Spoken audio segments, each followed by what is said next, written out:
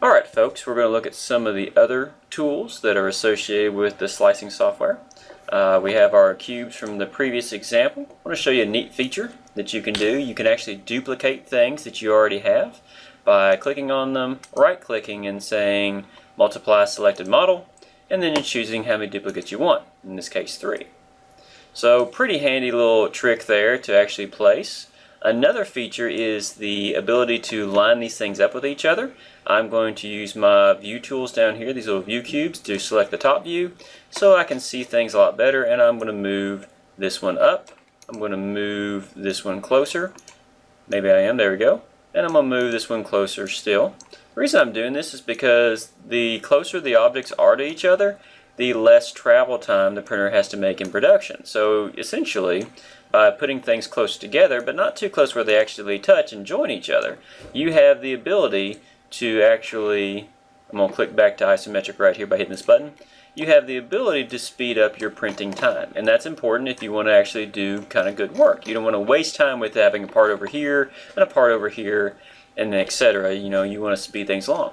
Another neat trick is that I can hold down my shift key and left click on each of these and then grab them all and move them all in one group as long as they are all selected. Pretty handy trick to move the entire group. Another thing, I would look at this and I would say, you know, that I could probably move that over just a little bit closer and be just fine. Maybe a little bit closer to this one and be just fine. Again, we like to optimize because our objective is to use these machines in the most efficient and production-minded way possible, and speed does matter. Okay? So go ahead and pause the video. Why don't you go ahead and duplicate some of this stuff and then move them close together and then move them around the plate like you've seen me do. Pause the video and do that now, please.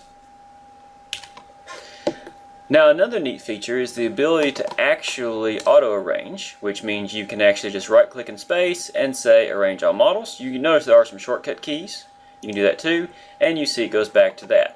Now I liked my way better than this, so I want to undo what I've just done. I can do that by going up and hitting Edit, Undo, or I can hit Control Z on my keyboard, which is the standard for an undo command. So it takes it back to the way it was. But if I did want to do an auto-arrange, I could just right-click and say arrange all models.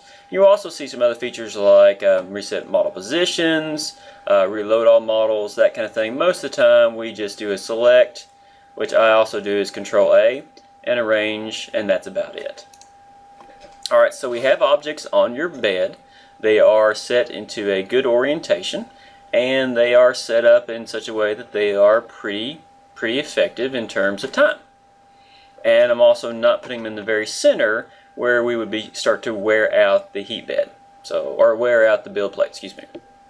Alright, now another thing I want to show you is up here in the middle. Notice that it's set to generic PLA 0.4 millimeter nozzle.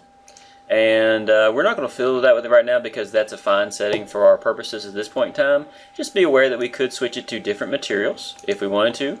And we could also switch the nozzle size. Now the nozzle is a 0.4 millimeter on most 3D printers, especially your starter printers. So that's pretty much going to stay the same, and the PLA is a good material choice to begin with. So we're going to leave that as it is. The other features here in terms of the ability to do scaling, and there it is right there, scaling. We don't really do a lot of scaling when the object's the right size. However, we could increase the scale by factors of whatever we wanted to. As we go along. So I could set the scale here of this particular object, and it is 20 millimeters now. If I set it to 200 millimeters and hit enter, it has now doubled in size, and you can check that by that value. 100 is just fine because they are supposed to be a 20 by 20 by 20 cube that we can adjust here. Oftentimes we don't like to scale unless there's like a unit system difference. For example, if an object came in terms of inches and we typically like to print in millimeters, we might have to do a scaling to account for that. But for the most part, these objects are coming in millimeters, and so we leave their scale factor at 100%. So it's not a 100 factor, it's just a factor essentially of 1. 200% would be a factor of 2, 300% would be a factor of 3. Okay? So you don't use this a whole lot. Alright, so that's scaling, and some other features over here, of course. We have our support blockers. We have the mirror tool, which basically means it's going to duplicate on the other side. Don't use that much, and pretty simple and straightforward.